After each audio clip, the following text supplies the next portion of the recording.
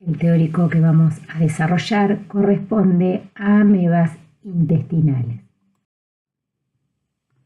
Las amebas son parásitos protozoos móviles mediante la emisión de pseudópodos.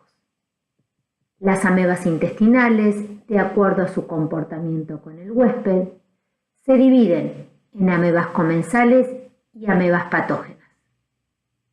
Entendemos por comensalismo a aquella asociación biológica en donde un agente biológico vive a expensas de otro sin producirle daño.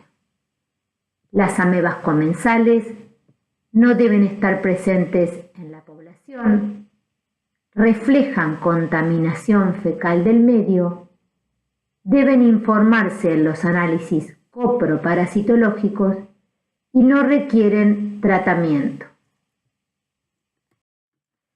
La mayor parte de las amebas comensales del tubo digestivo del hombre tienen por hábitat el intestino.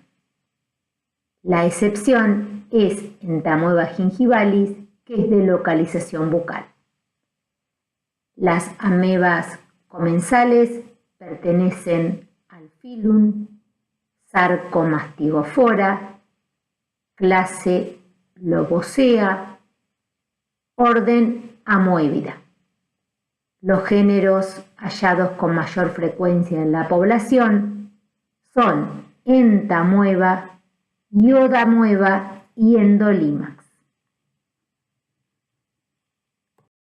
Dentro del género Entamoeba podemos citar distintas especies de amebas comensales: Entamoeba coli, Entamoeba harmani, Entamoeba polecki, Entamoeba dispar y Entamoeba gingivalis.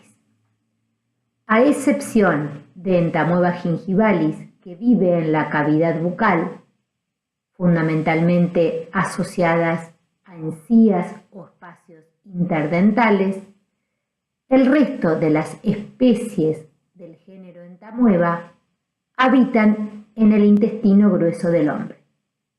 Estas amebas son de distribución mundial. Dentro del género Iodamoeba, la especie comensal para el hombre es Iodamoeba bucci. Y dentro del género Endolima, la especie Endolimax nana. Ambas especies son comensales del intestino grueso del hombre. En cuanto a la epidemiología, el hombre infectado es el reservorio, el elemento infectante es el quiste, el mecanismo de transmisión puede ser directo a través de la ruta fecal-oral o indirecto a través de agua y alimentos contaminados con materia fecal. La presencia de estas amebas en la población es un indicador de contaminación fecal, teniendo en cuenta que estas amebas se transmiten por fecalismo. Las medidas de prevención y control están orientadas al saneamiento ambiental y hábitos higiénicos. En cuanto a las medidas de saneamiento ambiental, se recomienda correcta eliminación de excretas y residuos, agua potable o clorada, y en cuanto a los hábitos higiénicos, lavados de manos y alimentos con agua potable o clorada. Entamoeba histolítica es la única especie dentro del género Entamoeba asociada a patología en el hombre. Si bien es un parásito ampliamente distribuido en la naturaleza, su incidencia es mayor en aquellos países en donde las barreras existentes entre heces, alimentos y agua son inadecuadas. Se estima que entre 40.000 y 100.000 individuos mueren anualmente por amebiosis. Antes del año 93 se consideraba Entamoeba histolítica un parásito de virulencia variable. Se decía que existían cepas virulentas y no virulentas.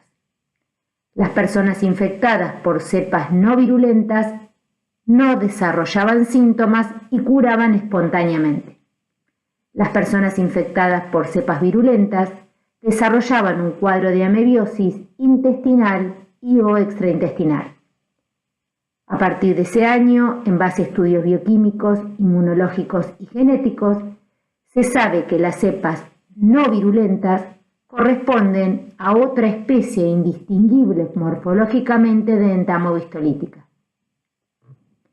Esta especie se conoce desde ese momento como entamoeba dispar y es una ameba comensal del tubo digestivo del hombre. La Organización Mundial de la Salud recomienda diferenciar las dos especies a los efectos diagnósticos y de tratamiento.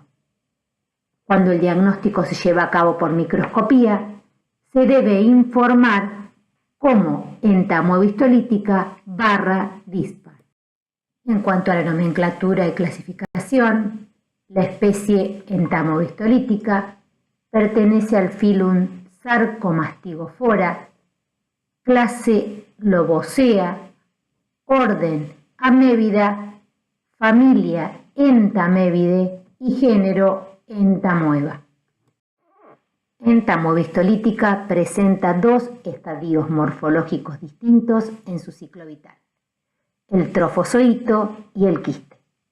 El trofozoito es la forma vegetativa e invasiva del parásito. Es móvil y se desplaza mediante la emisión de pseudópodos.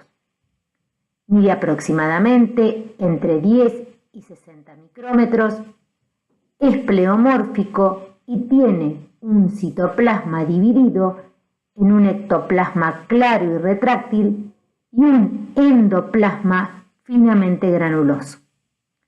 El núcleo es excéntrico y tiene un cariosoma central y cromatina distribuida en la periferia. Este núcleo no se observa en preparaciones en fresco y para su visualización se recurre a coloraciones vitales. Mediante el empleo de estas coloraciones se puede observar el núcleo con el aspecto típico de rueda de carreta. El trofozoito habita en el colon, en el ciego y recto. El quiste es la forma de resistencia e infectante del parásito. Es inmóvil, miden de 10 a 15 micrómetros, es redondeado y contiene de 1 a 4 núcleos dependiendo del grado de madurez. El quiste maduro es tetranucleado. Este quiste es resistente al pH ácido del estómago y la acción de los jugos gástricos y pancreáticos reblandecen la pared quística. Este quiste desenquista en ilion terminal o colon y deja en libertad a los trofozoitos.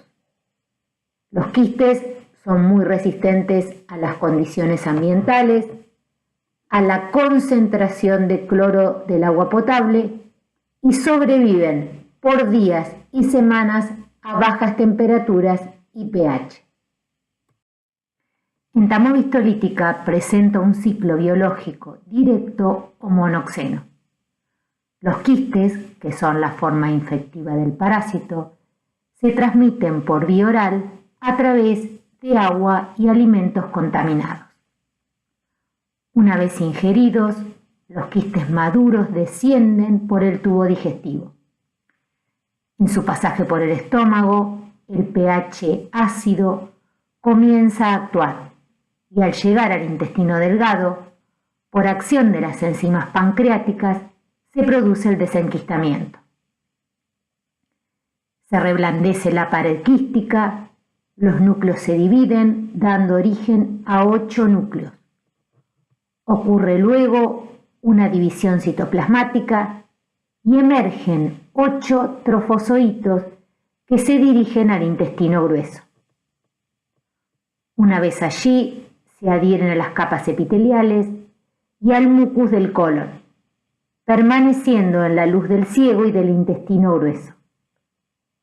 La adherencia se ve facilitada porque el parásito cuenta con lectina que favorece la unión a residuos de galactosa y N-acetilgalactosamina presentes en la superficie de la célula huésped.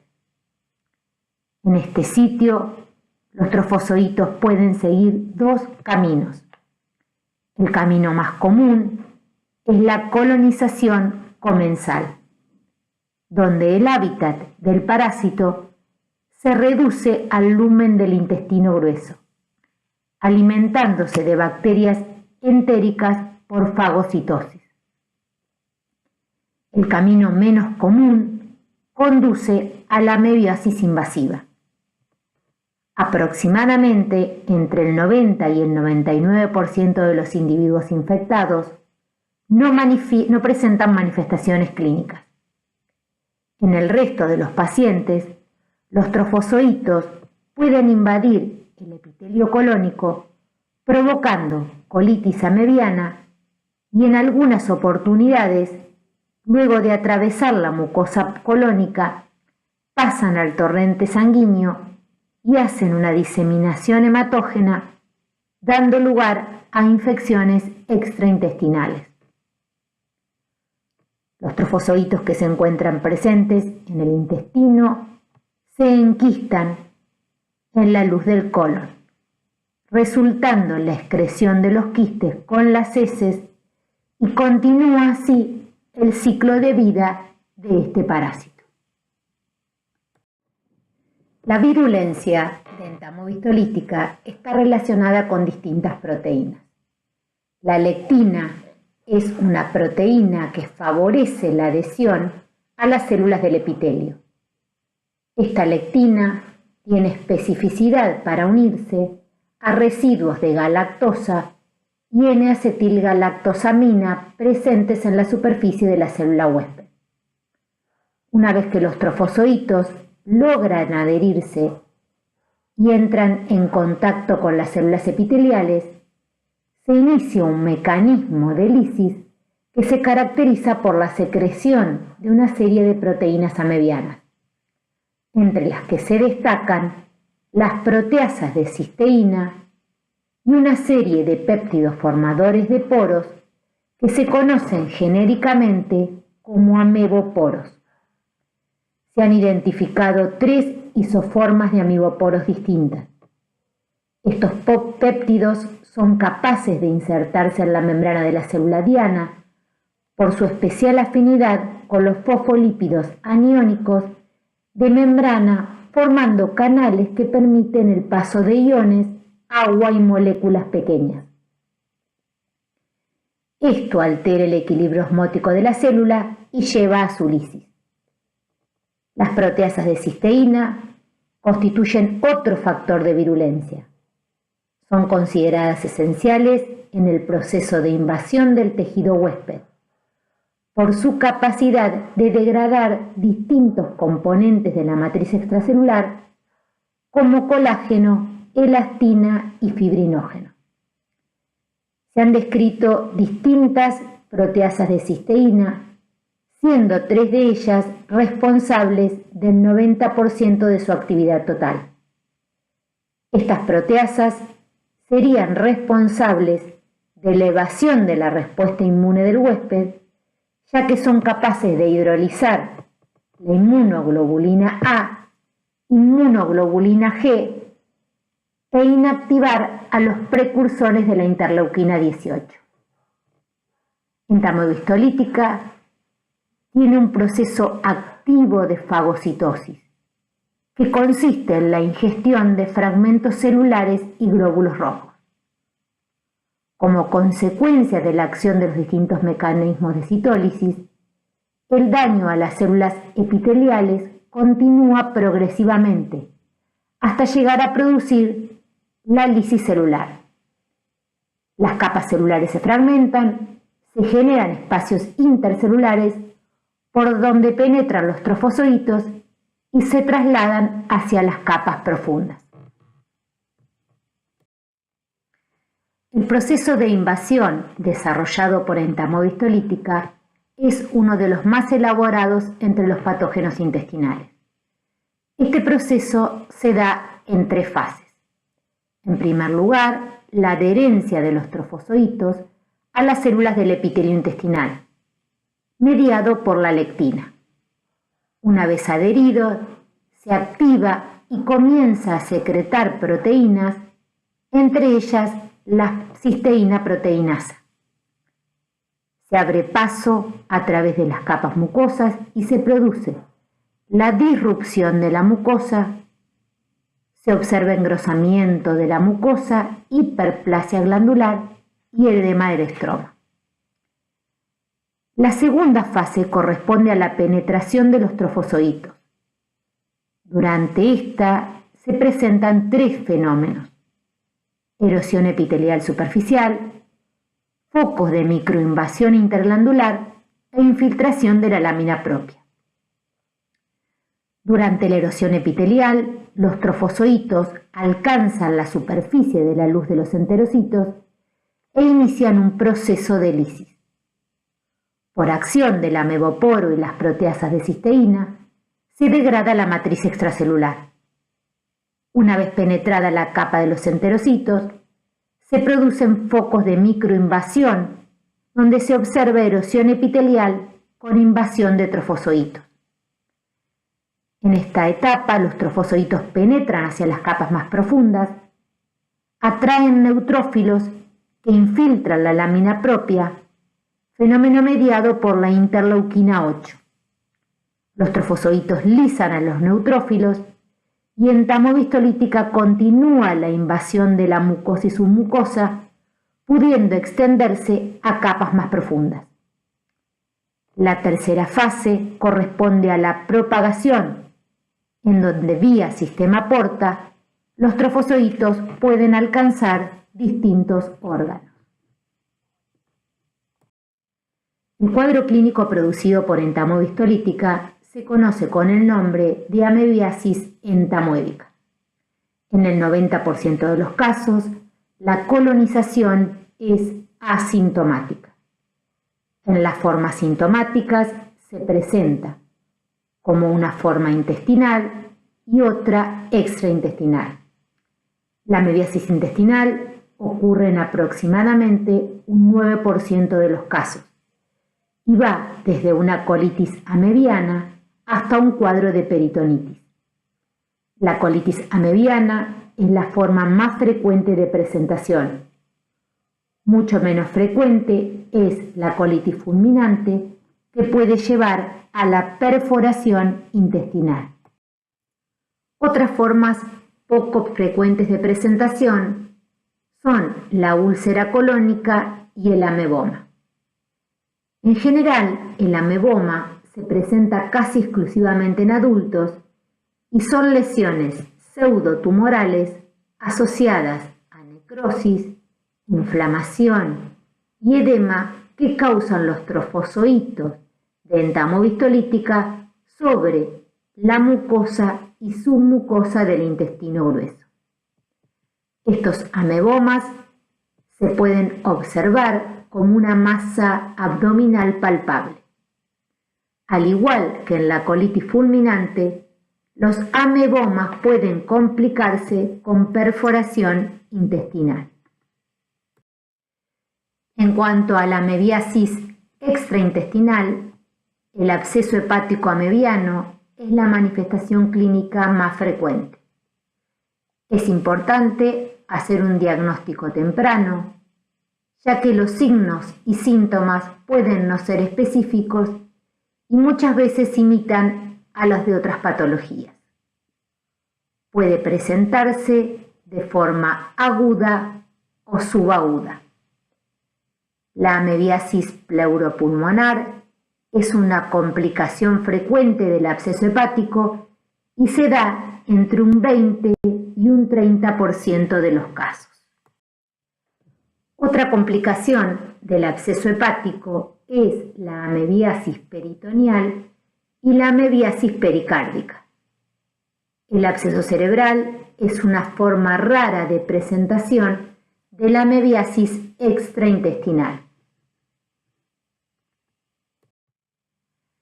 El diagnóstico parasitológico, como el resto de las enfermedades infecciosas, se basa en 3 pilares diagnósticos: la epidemiología, la clínica y el laboratorio.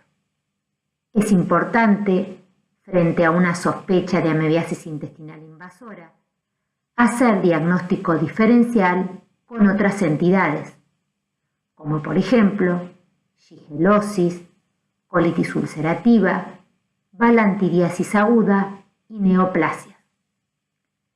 El diagnóstico de amebiasis se basa en la demostración de entamoeba histolítica en heces o mucosa colónica en un paciente con epidemiología y clínica compatible con este parásito. El método a utilizar para efectuar el diagnóstico de amebiasis intestinal es el análisis parasitológico. Debe tenerse en cuenta que este método tiene una sensibilidad del 60% y deben observarse microscópicamente 3 preparados por cada muestra. En cuanto a la especificidad, esta varía entre el 10 y el 50%. Es importante tener en cuenta que esta técnica no nos permite diferenciar entamoeba histolítica de entamoeba dispar. La muestra a utilizar es materia fecal. Se colecta una muestra seriada que se conserva en formol al 5%. Esa muestra es colectada durante 3 días si las heces son diarreicas o 5 a 7 días si son formes. Junto con esta muestra seriada, el último día se colecta una muestra de materia fecal en fresco. Estas muestras son colectadas con dieta previa. Una vez que las muestras llegan al laboratorio, se realiza en primer lugar la observación macroscópica de la materia fecal. Esto nos permite observar la presencia de sangre, lo que nos está indicando una forma invasiva. Por último, se realiza la observación microscópica, luego de efectuada la concentración de la misma. Existen distintos métodos que pueden ser utilizados para la búsqueda de quistes o trofozoitos. Puede realizarse una observación directa que permite observar los trofozoitos en plena movilidad. El hallazgo de glóbulos rojos fagocitados nos orienta al diagnóstico de entamoeba histolítica. También pueden utilizarse observaciones microscópicas de heces fijadas, las cuales pueden ser coloreadas por distintas técnicas. Mediante estas coloraciones vamos a poder observar características morfológicas específicas, como por ejemplo el núcleo con el aspecto típico de rueda de carreta. Durante años, el diagnóstico de amebiasis intestinal fue hecho sobre la base de la observación microscópica. Sin embargo, dijimos ya que por estos métodos no se puede distinguir entamoeba histolítica de entamoeba dispar. En pacientes con clínica compatible con entamoeba histolítica, o sea, pacientes que presentan un cuadro de disentería, y con microscopía que demuestra la presencia de formas parasitarias con glóbulos rojos fagocitados, el estudio microscópico es diagnóstico.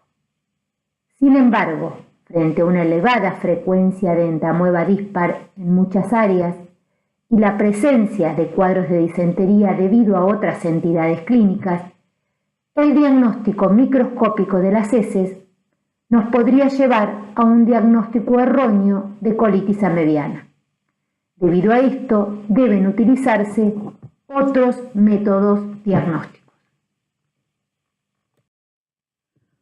Otros métodos que pueden emplearse y que son de gran utilidad para diferenciar entamoeba histolítica de entamoeba dispar son el cultivo y determinación de isoenzimas, que es el gold estándar, la detección de antígenos en materia fecal por ELISA, que tiene una sensibilidad y especificidad diagnóstica superior al 95%, la PCR, que tiene una sensibilidad superior al 70% y una especificidad mayor al 90%, y la detección de anticuerpos por ELISA en suero con una sensibilidad superior al 90% y una especificidad mayor al 85%.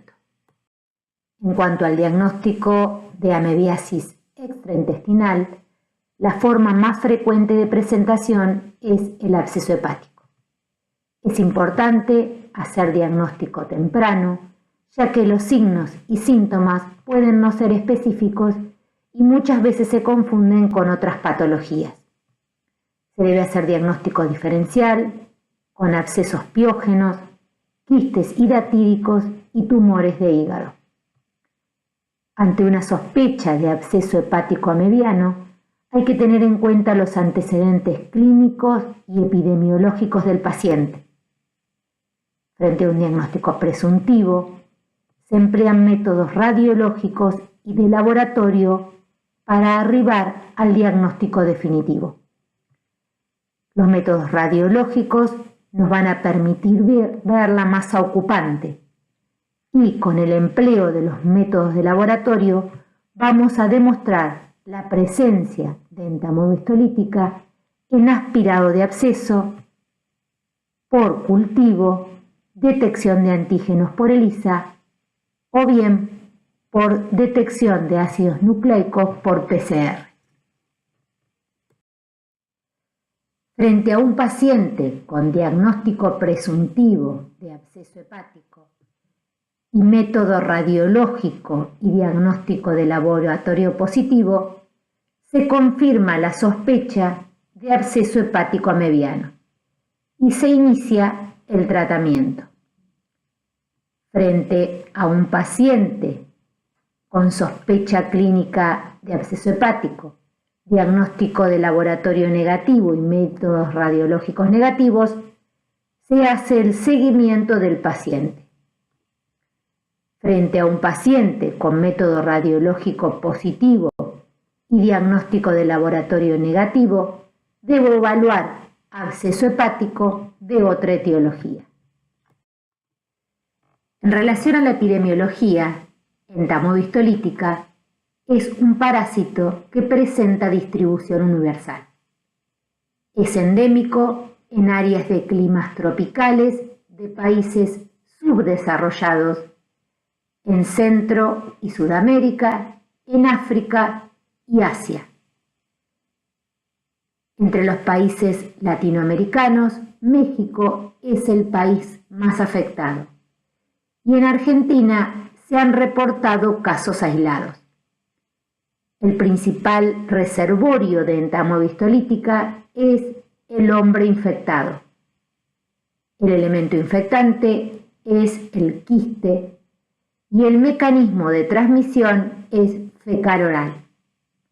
Los principales grupos de riesgo están representados por inmigrantes o viajeros a áreas endémicas y los factores de riesgo están relacionados con las deficientes condiciones sanitarias y los hábitos higiénicos inadecuados. El control de la amebiasis está basado en la prevención de la transmisión fecal-oral de los quistes de entamoeba histolítica. Para prevenir y controlar esta transmisión, es indispensable la introducción de mejoras en el saneamiento ambiental, provisión de agua segura, implementación de planes de educación para la salud, dirigidos a mejorar la higiene personal, la del medio y especialmente la de los manipuladores de alimentos. Una medida importante para prevenir la amebiasis entamoébica es el tratamiento de los infectados.